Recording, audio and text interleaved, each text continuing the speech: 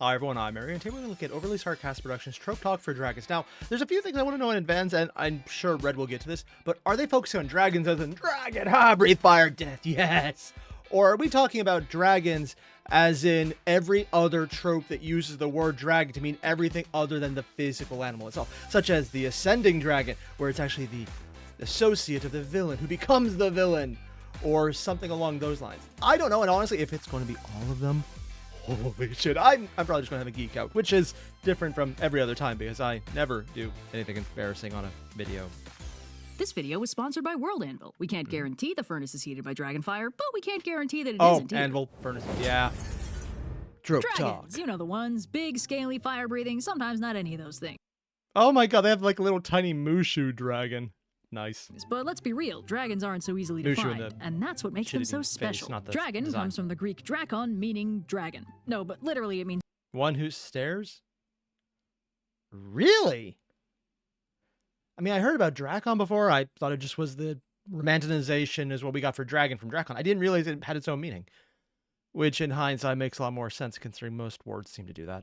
one who stares. But despite the Greek etymology of the word, dragons aren't Stares? localized to any one region or mythos. In fact, they're damn near universal. So before we get into their uses in modern Wonder media, why. let's run down some prominent mythical dragons. Isn't this fun? You get a Although I guess the giant lizard thing would make more sense considering lizards are scary, a giant one is crazy, and they don't actually all align considering dragons are weird, man. Like, there's a generic Western dragon, which we have on screen. There's the long dragon from most East Asian myths. Then there's the random turtles or just weird shit that is technically still a dragon. Trope Talk Animates Yeah. video for the price of one. Chronologically, we can probably pin down the first known dragons in human history as Tiamat and Abzu from Mesopotamian mythology. Abzu and consonant Tiamat one, are yeah. primordial deities and lovers representing fresh Abzu and is a salt water dragon. respectively, and when Abzu is killed by the new generation of gods, Tiamat is enraged and gives birth to the first dragons. Abzu and Tiamat themselves aren't really physically described. They're both primordial gods who got killed and repurposed into forming the actual world, but Tiamat is occasionally represented as a giant serpent, and her draconic offspring are described as hybrids between serpents, lions, and birds, so pretty textbook dragons. Serpent, lion, bird, yeah. The lion part, I guess just the pride is what we got for that now, but Also, I didn't realize Tiamat didn't actually have a description. It's just the offspring. We can also pin down a couple early dragon-like monsters in the Tanakh with Behemoth and Leviathan, two apocalyptic monsters, again vaguely described, but Behemoth? representing primordial That's supposed to be a dragon as well? Leviathan is like a sea dragon, but I didn't realize Behemoth was supposed to be one. I thought it was just some kind of variation of like an elephant or a rhinoceros or a hippo.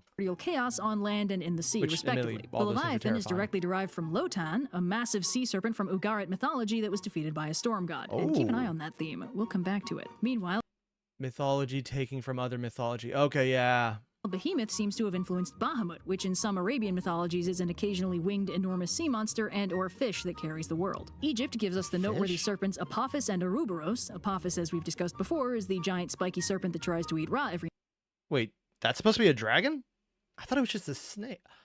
Kind of like in the Eastern dragons being more snake-like. I guess that does carry over. night, while the Ouroboros is an almost just unnamed seems like piece of dragon popular is a catch-all iconography we found just in some kind of gave funerary up and texts used. that alchemists got like way into later. The Norse give us Jormungandr, another enormous god-eating serpent, and another one famously defeated by a storm god, in this case Thor. This is a motif across basically all Indo-European mythologies and even some beyond that, so we're going to be seeing a lot of it. But this also isn't the only dragon around here. Oh. The Nidhogg is a dragon that gnaws at the roots of Yggdrasil, and in the Didn't see it at Volsunga the bottom. saga we have Fafnir, one of the most iconic folkloric Yep. dragons, a dwarf transformed into a dragon through his own greed, and also maybe that giant pile of cursed gold he stole. Hinduism gives us details. Vritra, a draconic personification of drought and archenemy of the storm god Indra. Yet another storm god versus giant So that would also be a dragon? Honestly, it looks more like an Oni out of Japanese description. Granted, it's Indian myth, so maybe it definitely did completely change. Even though she's talking about how they're all the same, I mentioned earlier, they kind of just seem like we're using dragon as a catch-all term, and it really does feel like that. Am I the only one thinking that? I mean, probably not, but we'll see snake what mortal happens. scenario. In Mesoamerica, the most well-known dragon is the What's it deity called? Quetzalcoatl, a flying feathered serpent that pops up in basically every pre-colonial civilization in the region. Yeah. He's not the only dragon, though. Xiuhcoatl is a small fire serpent wielded I as a did not know about weapon that by one. Huitzilopochtli, the sun god. If you've ever seen a picture where it looks like he's holding a curved spiked club, it's actually a fun-sized dragon. And a bit Wait. Mesopotami is literally just bashing people over the head with a dragon? Oh my god, they're literally using a dragon as a blunt force weapon. I don't know if that's the case or it's just interesting art to show them holding it up as a sign of dignity. Either way, that is kind of awesome. Further south in the Inca Empire is the Amaru, a two-headed serpent that lives at the bottom of bodies of water. Australia gives us the rainbow serpent, a common figure in most Australian Aboriginal cultures, always a giant many-colored serpent and usually associated with water or rain. And while this is an important and interestingly recurrent figure, it was also kind of latched onto by European anthropologists who really liked the idea of a centrally important sky deity and glossed over A, every other important figure, and B, the fact that the rainbow serpent is not one pan-Australian deity and is portrayed very differently by many different Aboriginal cultures. Oh, so it's actually... So it's multiple deities kind of just clumped together because they just wanted something easier to get with. Some places it's a creator spirit, elsewhere it's a bit more of a classic monster. It's more of a motif than a singular central god. Anyway, Greece gives us a metric buttload of dragons of all shapes and sizes, starting with the classic Hydra, a many-headed venomous swamp monster. Why would that count as a dragon? Or is the differentiation between Hydra and dragon something we've made now basically because of D&D? I wonder how many times the variation between monsters and just not being a catch-all dragon is literally just because D&D decided to classify them differently. I don't know nearly enough about mythological or historical interpretations of dragons to say whether or not that isn't the case. And it's kind of weird because I thought I had. But just saying things like, oh yeah, the Hydra was a dragon is not what I was expecting. I trust Red's sources enough that I'm going to trust her on this one, but I just never considered that.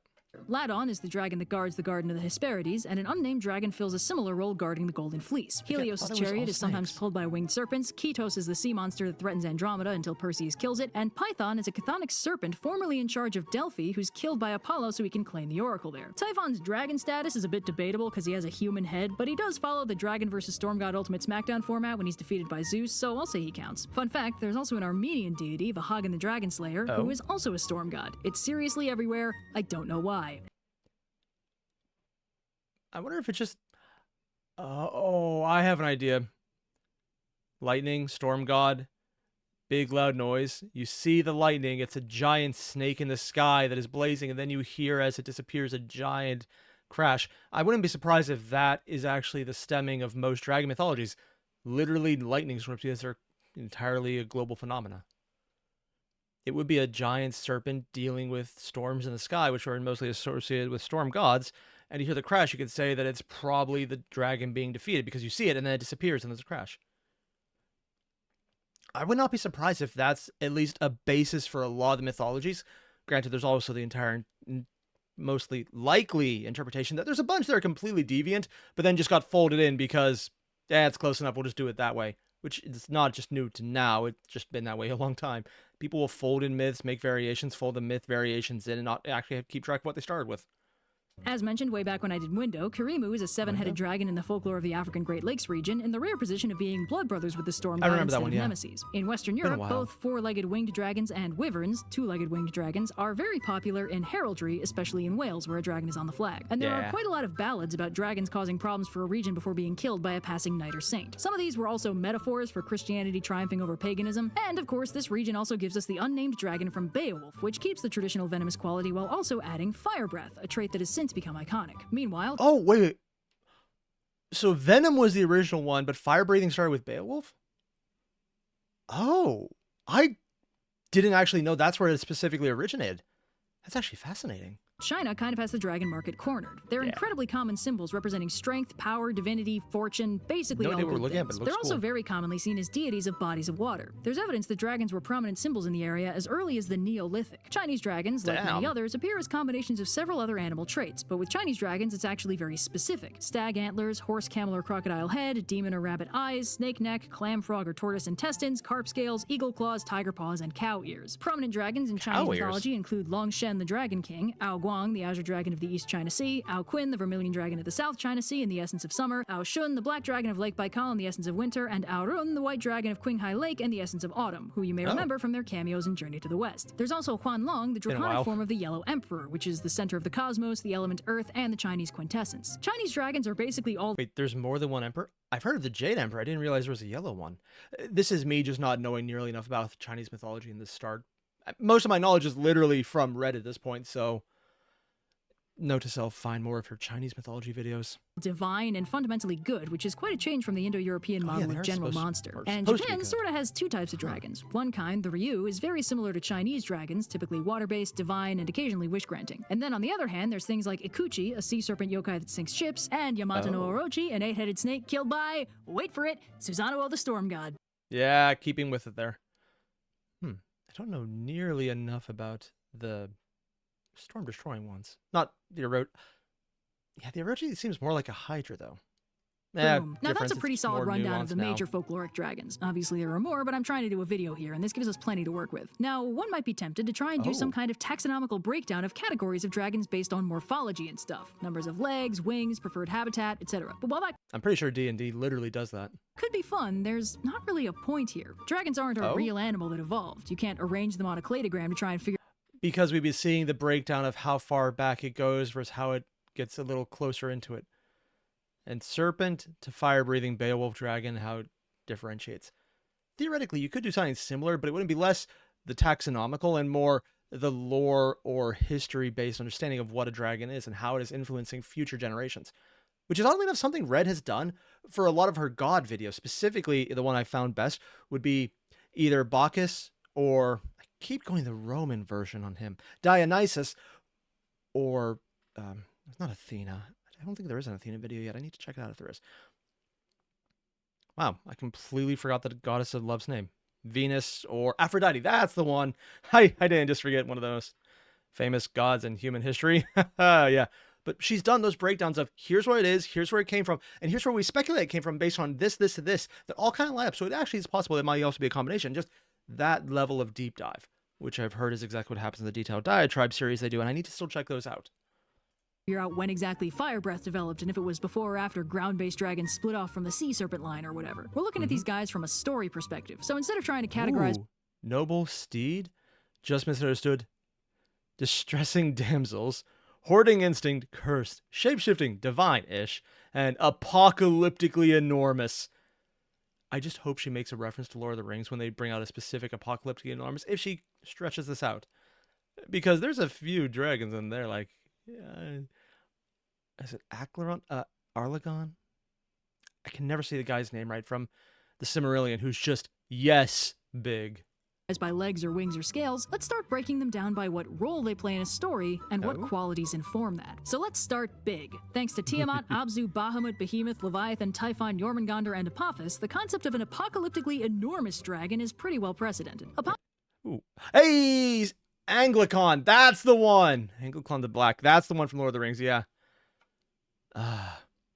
Apocalyptically huge. Some dragons are ridiculously enormous, usually localized to backstory or final boss. Sometimes toes the line of eldritch abomination, which admittedly is fun as far as I'm concerned. Apocalyptic dragons tend not to feature directly in a story except as a super final boss, and are more likely to be in the background lore as some kind of ultimate enemy or former threat defeated by a god or something, unless it's a kaiju movie, in which case full steam ahead on the dragon apocalypse. Apocalyptic dragons are also often evil gods or god-scale threats, and it's also not unheard of for dragons to be framed as explicitly demonic. This probably has roots in the Western European dragon as metaphor for paganism thing, but dragons, even the really big ones, aren't always evil. Now thanks to divine dragons, sometimes they're gods, sometimes godlike, sometimes just god-associated, usually magical, intelligent, and wise. Generally a supporting character or MacGuffin. Yeah, I was like, why is Magagafoon?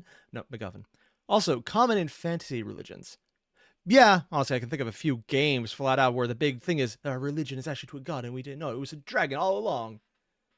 Actually, I just thought of 3 more having said that out loud. So yeah, it's pretty common, especially in Chinese anime dragons, games. Quetzalcoatl, Tiamat, Abzu, Bahamut, and the Rainbow Serpent. One surprisingly common draconic trait in modern media is divinity. Many dragons are either gods, god-like, or just generally magical and positive thinking. Divine dragons usually fill a support role rather than being the focus of the story, providing guidance, wisdom, magic, or whatever. Being much more magical than the typical monster dragon, these dudes can sometimes end up being a bit more of a dragon ex machina than anything else, popping out when the story needs some added coolness and then going away again. Related to the divine dragon and drawing on the same roots is the dragon shifter. A dragon who can turn humanoid, or vice versa. A human can become a dragon. Not uncommon in part dragon characters. Can be heroes, villains, or even final bosses. Always found it funny when the dragon form was the early boss and then the human form was the second boss. Doesn't happen that way often. dragon who can turn human, or at least humanoid. Chinese dragons could sometimes take human form, and Quetzalcoatl has one too, so there's plenty of precedent really? here among the more intelligent, less malevolent mythological that makes sense. dragons. There's This human concept was versions, kind of solidified in modern media by Dungeons & Dragons, where all Called it. dragons gain the ability to take a humanoid form, and this is, in fact, how half-dragons happen. Beyond D&D, you can sometimes get characters who are descended from dragons and have sparse draconic traits for this reason. Also, sometimes if your big bad needs an upgrade before the final battle, they'll turn into a dragon. Just happens sometimes. Maleficent. Actually related to that is the draconic curse. Transforming into a dragon or gaining draconic traits as magical curse, often caused by a cursed artifact, can also be a karmic punishment for greed. Which is weird considering we just talked about all the versions of them where the curse would be considered a good thing because they're becoming a good benevolent creature. I guess these variations just never overlap, and it wouldn't be a curse if it was a good thing. Would be interesting though if it was actually a misunderstanding and it wasn't a curse and that was the plot line. If there's a book like that, I need to find it out. That sounds fun. Variant, which originates specifically from Fafnir, a dwarf who gradually transformed into a dragon. And that's probably There's why actually a it's few never other there sources for because this the kind of thing, origination is the including curse the of Fafnir. Norwegian tale of Prince Lindworm, a prince who was born a dragon because his mother didn't listen to a witch and was only fixed by a brave young peasant girl who did listen to a witch. But anyway, mostly the source is Fafnir. In this version, a transformation into a dragon is a curse, often as a punishment for greed or hubris or something. This shows up in one of the later Narnia books as a direct homage to Fafnir. Yeah. Also, in some lamer cases, it's not a physical transformation, but a character might start acting more draconic because of some cursed gold or whatever. Sorry, Hobbit movies, just because your dragon sickness plotline has roots in classic Scandinavian folklore doesn't mean it isn't stupid. Anyway, on I've never seen the Hobbit movies except for the first one. I've heard they're not taking away from the original Lord of the Rings trilogy that came out. It was still amazing now, and I need to rewatch. And unironically, that's literally how it was told to me. Not the rewatch part. It was implied that you just would, and that never needed to be said out loud. On a related note, dragons often like hoarding stuff. Fafnir and his giant golden hoard is a major source for this one, as is Beowulf's dragon, which was provoked by the theft of part of its hoard. But Greek mythology also has its fair share of dragons protecting magical artifacts or locations, so I there's guess lots of hoards- precedent for this one. hoards, It's probably the there it is. most cliched Dragons dragon guarding it, trope magic these stuff, days. yeah. Dragons just love them some gold, I guess. In the cases of more intelligent dragons, this can be something of an amusing character quirk, but in more antagonistic and monstrous cases, it's likely to be their driving motivation, either protecting their hoard or seeking out more stuff to put in it. Some modern media plays with the idea of dragons hoarding specific things. Okay. Hoard of rocks and minerals. It's literally the geologist dragon. Oh my god. And Hoard of garden. Okay, that is evil. Why would you do that? That is terrifying. Like this is cool. This one is there's something wrong with that. Oh god. Depending on their individual personality, like first edition comic books or really shiny rocks. Amusingly, while dragon hoards used to be very common in Western European folklore, they became less popular MacGuffins as the region got more into chivalry, because gold is a much less noble reward than rescuing a princess. And that's on why that the note, princess some rescue dragons came are up. way into sacrificial young ladies. Dragon frequently kidnaps or eats damsels. This usually happens so heroes will save them, because it's very cliche. People want to usually subvert it, yeah. So do I, said Gandalf, and so do all who live to see such times. Is Smaug in this one? And the dragon's literally listening to Lord of the Rings and hoping it's the Hobbit because Smaug's in there. Yeah. Oh, that's cute. Between all those Western European folktales of knights rescuing princesses, the Japanese folktale of Susanoo killing the Orochi to save a girl from being sacrificed to it, and the iconic Greek myth of Perseus rescuing Andromeda from Kitos, it seems that dragons really like endangering young women. This is another pretty cliched one, and between that and the additionally maligned cliche of sexy lamp damsel in distress, most writers only bring it up to subvert it these days. The dragon's Shrek just was good. misunderstood, the girl is actually the villain, the girl is doing the rescuing, the girl is the dragon, the girl is dating the dragon. It can get pretty weird. That looks like Final Fantasy XIV. What the hell? You know what? There's enough weird things in that game. I'm not going to touch this one. Now, a lot of modern dragons actually get written as not bad, just misunderstood. After all, if you're looking to subvert a cliche, dragon as bad guy is a pretty well-trodden one. How this manifests kinda depends on how smart the dragon is, or rather if it can communicate with humans. If the dragon can talk and is basically just a big scaly person, then one conversation with the protagonists is usually sufficient to reveal that it's actually a decent sort. But if the dragon's more animalistic, what usually happens is it turns out they're basically cats. Cats aren't malevolent, but they can be a bit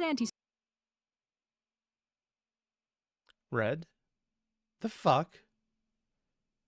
They're explicitly malevolent. They delight in your danger, and anything that could cause you pain is literally their sustenance.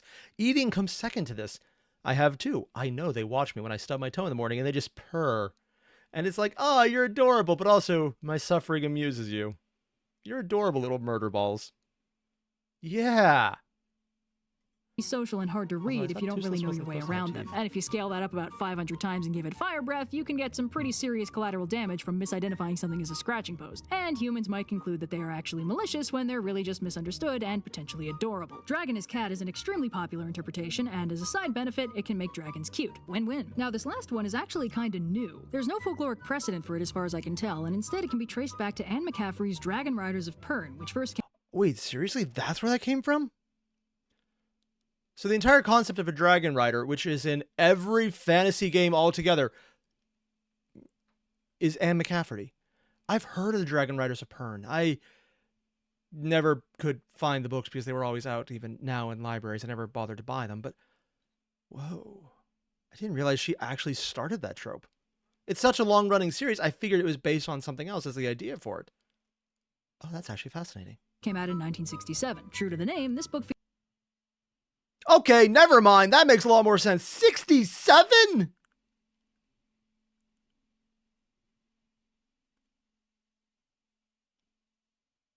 I thought that was maybe late 80s. I didn't realize it was that old. And even late 80s, maybe even 90s, I would have believed. It has that style of fantasy cover that, honestly, some of them still do now, so it's hard to place based on that alone. Features dragons as noble steeds for the first time basically ever. The dragons in this series form unique lifelong psychic bonds with their chosen riders so they can work together as a single unit, and if one member dies, the other one usually doesn't survive either. This concept was later borrowed wholesale by Aragon, which is probably a little more familiar to most of you guys. I mean, they borrowed a lot of things in there, including, well, if only Obi-Wan was the father and not Anakin. Yeah.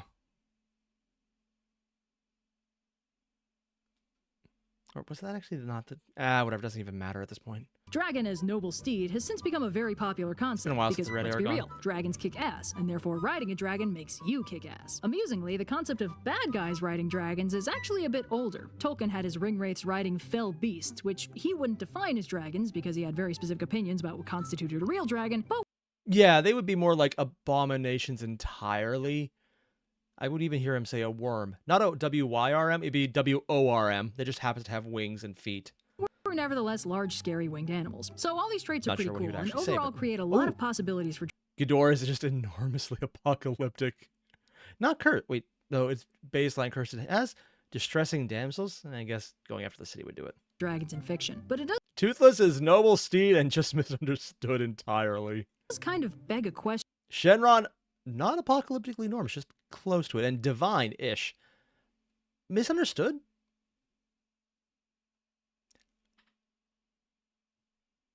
How? Probably GT's interpretation. Yeah, that makes a little more sense.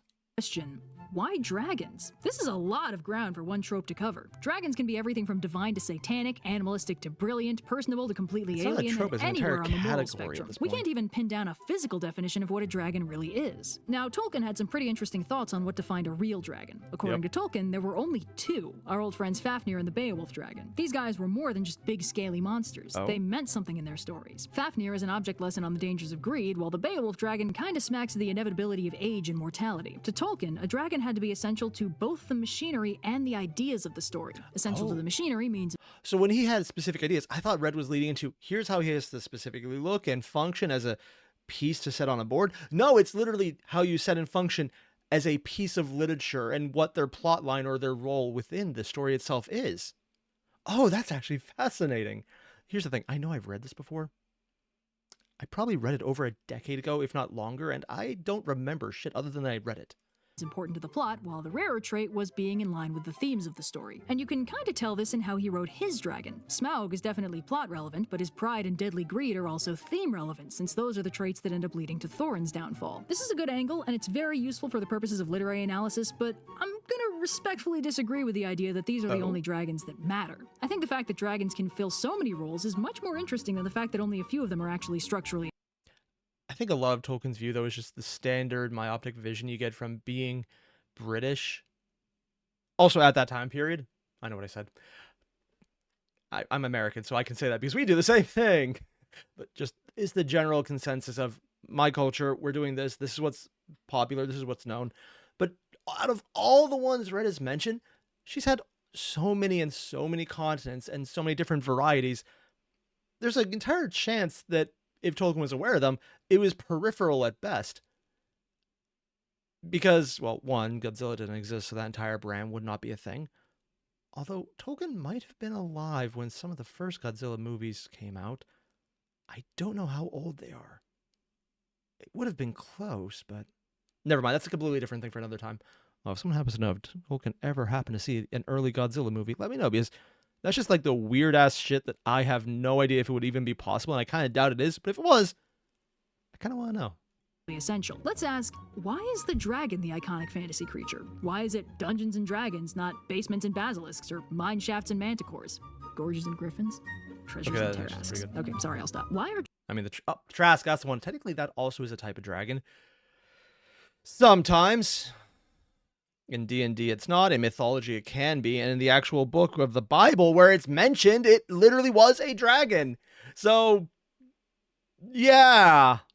That is a further proof that everything could be a dragon without anything being a dragon at this point. Dragons so special? Well, there's a few reasons. Some of them we've already discussed. Since draconic folklore is present worldwide, dragons aren't restricted to any one specific region or culture, whereas critters like phoenixes, unicorns, or griffins are rather more localized and a little less universally recognized. We might wonder why exactly dragons are so widespread, and to that, I'd say we're asking the question backwards. It's because we categorize a lot of fundamentally different things as dragons. Because Apophis and Jormungandr are just really big snakes. Mesopotamian dragons have bird wings and lion bodies. Hydra, Karimu, and Yamato no Orochi have way too many heads. Chinese dragons are highly intelligent gods, while Western European dragons are animalistic monsters. Some of them are venomous, some of them have toxic blood, and only a sparse handful of them can actually fly. So it's not, why are there so many dragons? It's, why are we using a catch-all for it? Yeah. Why are we classifying all of these things as dragons? In hindsight, and while this answer is a bit circular, it's because dragon has never meant anything more specific than that. Language is really defined by how we use it, and dragon has historically meant so many different things that it can't really have a rigid definition now. Dragon. And the answer literally comes down to word be hard. I mean, I'm an English major. I'm not going to disagree with her in the slightest on this one right now because it's accurate. Words change based on how you use them, but if you keep using it every way possible, it becomes anything could fit into it. It's like saying something's cool. You know it when you see it, but also you can really disagree on it. Dragon is probably on the same level of cool as something that will probably stick around in the zeitgeist because of that. Dragons are everywhere because dragon can mean almost anything sufficiently snaky and powerful that can't readily be categorized as anything else. The most universally consistent traits of folkloric dragons are powerful and important. They're never irrelevant, they're never... From Egyptian mythology. Power, though, instead of size. Oh, wow. Or harmless or even weak. Even the nice ones can usually be very destructive when angered. Folkloric dragons are always powerful, and if they're not explicitly friendly, they are always a serious threat. This doesn't... Red, why are you bringing out the dragon with the... I'm not going to ask. As universally to modern media, but you might have noticed it's always a purposeful subversion to make a dragon harmless. It surprises the audience because the danger is supposed to be baked in, so a cute tiny dragon or a dragon that can't breathe fire is often played for comedy because it's an inherent contradiction to their original nature. Dragons are made to be powerful. It's the single consistent through line in their mythical portrayal. Compare a dragon to any other popular folkloric creature. A griffin is a lion plus a bird. A phoenix is a bird plus fire. A kraken is a giant tentacly sea monster that attacks ships. A manticore is a lion with a man's head and a... I just realized it has a mustache. That makes it even weirder. Like, not even the mouth, but just the fact that it has a mustache. I don't know why that's the part that gets me. Scorpion's tail. A chimera is a lioness plus goat plus snake and also it breathes fire. A unicorn is horse plus spike. A mermaid is top half of woman plus bottom half of fish. A minotaur is head of bull plus body of man. A centaur is top half of man plus full body of horse. A satyr is top half of man plus goat legs and horns. They're all clearly morphologically defined. Demon, not a satyr, plus wings, plus legs. Goatar, not a satyr? You know what, sure, why not? You can mess with the designs a bit, but fundamentally their formula is what makes them what they are. If you take away two of the centaur's legs, he's not a centaur anymore. If you put wings on the unicorn, it's an alicorn, I think? It's definitely not a unicorn anymore, but a yeah, My Little Pony infects everything. Still respect them when they did the entire Looney Tunes episode, though. Dragon? Add as many horns as you want, put on more legs or take them away, even the wings are negotiable. It's still a dragon. Where these other things are defined by their specificity, a dragon is defined by its lack of definition. We can subcategorize and classify all we want, but a sea serpent is still a dragon, and so is a lindworm, and so is a wyvern, and so is an 8-headed snake that really likes booze. If it can't be classified as an 8-legged snake that really likes booze? What dragon was the one that kept getting drunk? It's probably something from Chinese mythology. I'm just going to assume that at this point it's probably from Journey to the West. Anything else, it can probably be a dragon. A dragon isn't a specific kind of creature, it's a category, like fairy or demon, with a few... Malevolent, manipulative, fairy, ethereal, illusory, dragon, snaky, powerful. I mean, I would just make one change here. The manipulative should be in fairy just as much. Yeah. Central characteristics and popular trends, but no strict morphological definition. This is why I never see the point of people arguing about dragon taxonomy. It's way too late to be worrying about that now. We've already been calling all of these things dragons for thousands of years. Anyway, this built-in versatility, plus the inherent power behind the trope. Dragons can fill any role and bring power to the part. You too, sir. Oh my god, it's a bartender dragon.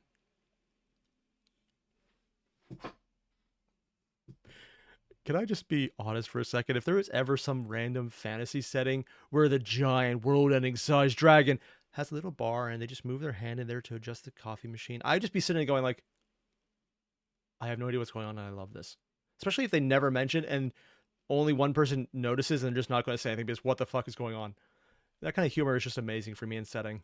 Is a big part of why dragons are so popular, and because of that, they're really weighty. A dragon in your story isn't just a dragon. It's got the full weight of thousands of years of power-based tropes behind it. An ultimate enemy, a divine protector, a monster to slay, a curse to dispel, a treasure to win, a village to save. There's always something in the implications that makes them automatically important. Dragons are the iconic fantasy creature because they represent the full spectrum of what you can do with fantasy. Magic, curses, good versus evil, treasure, battle, heroic rescues, riding a motherfucking dragon because hell yeah. Dragons aren't rigidly defined, which means they have near limitless potential, which makes them the perfect symbol of a genre built on exploring the unrealistic and the fantastical. Dragons are awesome because dragons have always been awesome. In the most literal sense, awe-inspiring. Like I said, their defining characteristic is power. If you make a dragon, you're echoing sources from all over the world and every period of history reiterating that. It's trope subversive just to make a dragon small and cute because it's so... I mean, even then, it has a nice little buff up there. If this ability activated more than 4 times, its turn sacrifice had to be the next step. I did not know it had that ability. I've never used the card. Damn it. On the other hand, if you have infinite red mana, it's a nice I win button. So built in that they have to be huge and dangerous. And even if the dragon is dealing with a bunch of other similarly huge and dangerous things, its dragonness alone will elevate it and make it stand out from the crowd. I've seen some people suggest that dragons are automatically cool because they're the ultimate fusion of every primal threat hard-coded into humanity. Then the fuck? No. No, because they're a completely different monster at that time, so it doesn't actually hit the same way. As soon as you change what the fear is, it doesn't carry over what makes it scary. It just has to be its own new type of fear. Except for giant teeth. That is always going to be terrifying if you see that in the dark gleaming. Because that's just the fear of teeth, and then you see the rest of it. It's like, oh, this is still scary for a different reason. Venomous snakes, big cats, predatory birds, also fire. I get this argument, and dragons are definitely equipped to be the ultimate apex predator, but I think that's actually selling them kinda short. Dragons are really cool because they don't have to be any of those things to be a dragon. While the modern image of a stereotypical dragon is a scaly, fire-breathing winged quadruped with 1 head, 2 eyes, some horns, and assorted spikes, if you want to call your primordial multi-headed sea serpent or your feathered flying snake or your usually human-shaped bad guy a dragon, nobody's gonna stop you. And because of what it means to be a dragon, the audience will know to expect something powerful and important no matter. Am I the one just looking at this going like, this is the most smug dragon possible Red could have drawn? Because it has all of the history showed in the fold of its wings. It knows at this point, and Red drew it that way, and I kind of love this image for that reason alone. Matter what shape it is. And it's funny, even a character who's not physically a dragon in any way can still get that kind of reputation by being nicknamed after a dragon. I ran a Twitter poll asking about people's favorite dragons, and one of the most common answers was Uncle Iroh, the dragon of the West. And also, let's be real, the ultimate fusion of human primal fears would probably have a lot more spiders involved. So that's the cutest spider possible. And also, if there was a dragon that looked like that, I am never looking up see if there's a spider dragon because I will probably find it. I do not want to find that. So, yeah. And thanks again to World Anvil for sponsoring this video. And that was Overly Sarcastic Productions in Red covering dragons. It wasn't all the tropes based around the word dragon. It was just motherfucking dragons themselves. And frankly, I'm okay with that because I didn't realize just how varied they were. I knew in the back of my head, oh yeah, there's this dragon here, there's dragon there. I'm pretty sure I talked about that. But there was even more she knew about that. I was like, oh yeah, that would count. And I didn't think they did because I'm used to the D&D interpretation of this as a specific type of dragon. Everything else is its own specific creature because they've got into the taxonomy of it. But I get where she's coming from because that's not how it always has been. It's not how people have called it. It's a very distinct interpretation we've done now. And it's fun. It's stupid, but it's fun, which is literally most hobbies in general. I'm fine with that. But it's just so cool to see her break it down and see every little facet there. But the one part I'm really curious about is how the hell would she not say cats are malevolent? Really, Red. For your own safety, don't make that mistake. Because they will be aware. And they will take advantage of it. Like the cute little murder machines they are. They know how to use knives. Well, I found that out because our cats have been trying to get into the knife drawer. Because they find it fun to just grab them in their teeth and run with knives. Yeah. I thought my wife was joking until she sent me a picture. It's like, oh, that's adorifying. Yeah. More importantly, all that aside, this is fascinating. And as much as I wish she went more into the history, even then she already did. I'm glad we got to see this. We got to see how the entire definition of a dragon is more or less history has basically said a dragon is whatever the hell you want it to be, as long as it's strong enough, or if you're playing to all the other tropes and intentionally making them weaker. Either way, I like what we got here. I'm really glad to see it, and I would like to see more because this is so cool. So if you haven't already, there's a link below to the original video. Hit it up. And if there's something I should check out next, let me know. This was just sugar for me. It's something I knew I would like. It's red. I'm just going to love it. But if there's something along the lines of more of the God videos that I haven't seen, let me know. Because at this point, they've got a decade of amazing videos I'm just trying to catch up on. I'm just taking my pick at this point, and everything's awesome. If there's something you want to see particularly, let me know. The dragon was a recommendation dropped into my Discord. And I'll check out the next one as well. I'll see you guys then. Adios.